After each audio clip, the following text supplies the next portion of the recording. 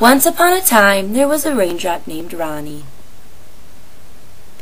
He lived in a small little pond in the middle of the forest, but he always dreamed of living in one of the beautiful Great Lakes in Michigan.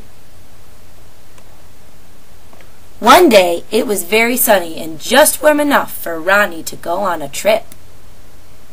As Ronnie and his water droplet friends began to heat up, they started to move faster and faster until suddenly they were lifted up into the air.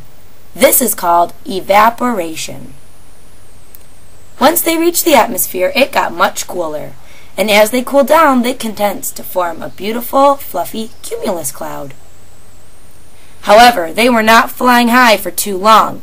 Ronnie raced back down to Michigan during a rainstorm. His dream had come true. He landed in Lake Superior just in time to watch the sunset.